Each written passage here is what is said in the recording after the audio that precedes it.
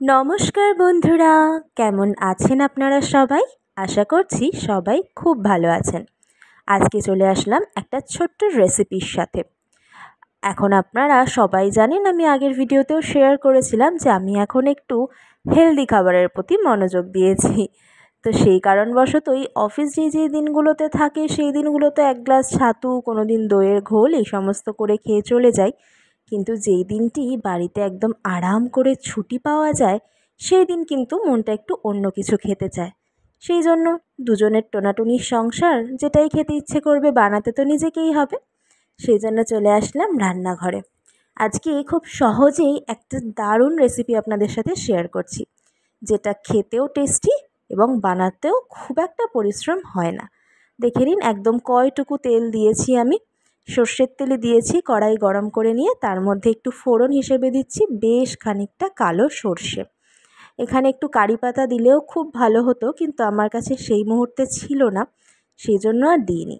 তারপর দিয়ে দিলাম কিছুটা কুচনো পেঁয়াজ, দিয়ে ভালো করে এটাকে একটুখানি ভাজা ভাজা করব। একটু সামান্য নুন দিয়ে নেব এর ওপর থেকে, দিয়ে এটাকে ভালো করে ভাজা ভাজা করব।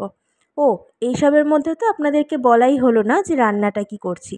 যদিও প্রথমে এই ভিডিওটা দেখে আপনারা বুঝেই গিয়েছেন কি বানাচ্ছি, তবুও আর একবার বলে রাখি, বানাচ্ছি আমাদের অতি পরিচিত পোহা। তবে আমাদের বাঙালিদের বাড়িতে মা ঠাকুমাদের প্রচলিত চিড়ের পোলাওই বলা চলে। বাঙালি যখন, তাহলে চিড়ের পোলাও দিয়েই শুরু হোক।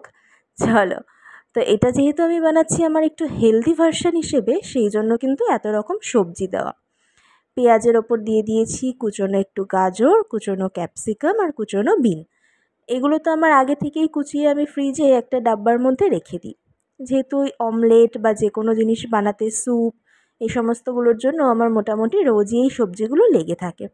সেই কারণবশত ওই আগে থেকে কাটা ছিল, সেই জন্য আমার পরিশ্রমটা একটু কমই হয়েছে বলা চলে। দেখুন, সবজিটা একটু মজে যাক, তার জন্য দিয়ে দিলাম সামান্য পরিমাণে একটু নুন। নুনটা কিন্তু সত্যি বলতে ভীষণ সামান্য ছিল।